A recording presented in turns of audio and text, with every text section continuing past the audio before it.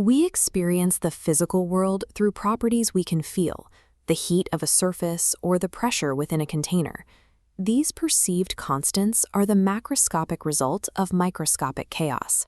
To quantify sensations, early scientists relied on physical observation. This 18th century mercury thermometer tracked macroscopic changes in heat by measuring the expansion of a liquid. For pressure, they employed mechanical gauges to measure the force exerted by a gas against the physical walls of its environment. Predictable patterns emerged from these measurements.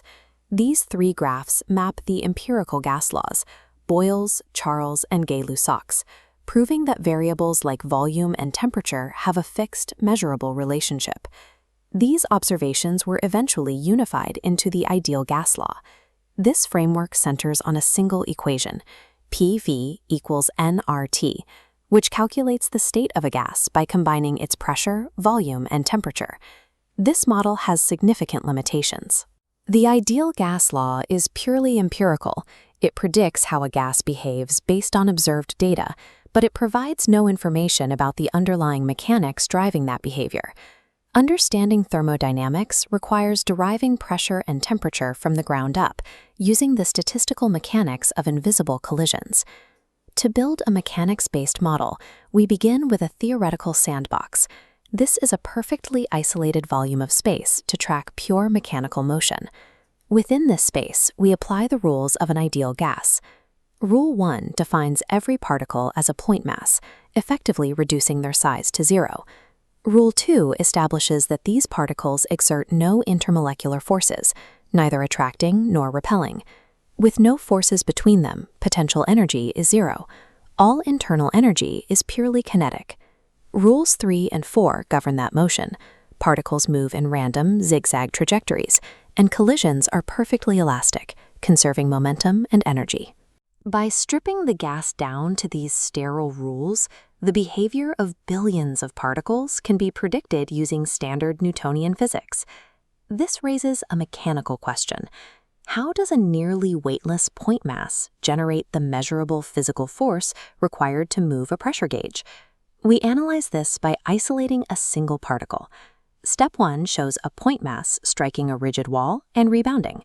We can calculate the exact change in momentum, -2 times mass times horizontal velocity. While one collision is negligible, Step 2 scales the model. Millions of particles strike the boundary constantly, creating continuous force. Step 3 translates this. This aggregate force, distributed over the area, is the definition of pressure. This derivation results in a final equation for pressure, 1/3 the density of the gas, multiplied by the square of its particle's velocity. This velocity term, the root mean square speed, represents the effective speed of the entire particle cloud. The 1/3 fraction appears because space is three-dimensional. On average, only 1/3 of the total molecular velocity is directed at any single plane. Ultimately, measurable pressure is just the macroscopic manifestation of continuous, violent kinetic impacts hammering constantly against a boundary. If pressure is just the result of impacts, we must determine what a thermometer actually measures. We find the answer by balancing macroscopic thermodynamic energy against microscopic kinetic energy. The scale shows the direct link. Temperature is our macroscopic translation of the average kinetic energy within a swarm of particles. This provides a mechanical definition for absolute zero. At 0 Kelvin, the root mean square speed is 0. All translational motion stops, and the temperature effectively disappears along with kinetic energy. At a stable temperature, the speeds of individual particles vary wildly. Continuous collisions cause some particles to accelerate to high velocities, while others remain sluggish. Physicists use this probability density curve to map the spectrum of molecular speeds across the population.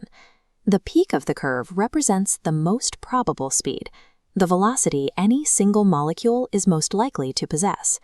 The average speed sits to the right of the peak, skewed by the high-speed tail.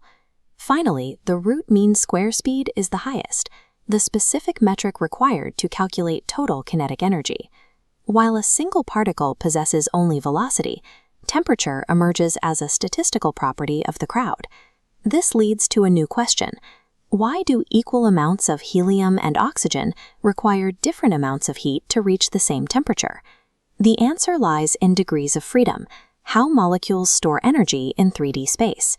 A point mass moves linearly along x, y, and z axes, giving it 3 translational degrees of freedom. Complex diatomic molecules have additional modes of motion. Along with forward movement, they can spin around their axes, like a baton, unlocking rotational degrees of freedom. The law of equipartition dictates thermal energy is distributed equally across every degree of freedom. Monoatomic gases have 3 degrees, so all heat goes into translation, raising temperature rapidly. Diatomic gases have 5 degrees of freedom. 2/5 of the heat energy is stored as rotational spinning. This energy doesn't increase forward velocity, meaning more heat is needed to raise the temperature. These microscopic geometries dictate macroscopic heat capacity. The equation for specific heat at constant volume is a direct mathematical function of a molecule's degrees of freedom. Specific heat at constant pressure is always higher.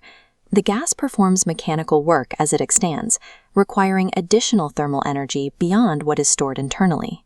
Macroscopic heat capacity is a mathematical consequence of molecular geometry and spatial dimensions. We have successfully reverse-engineered the macroscopic gas laws using the rules of Newtonian mechanics. This flowchart unifies both disciplines into a cohesive framework. The macroscopic thermodynamic properties and microscopic particle dynamics are entirely dependent on one another. Absolute temperature serves as the translation layer, connecting human observation with statistical reality. Pressure, volume, and heat are the inevitable statistical consequences of billions of invisible point masses colliding in the dark.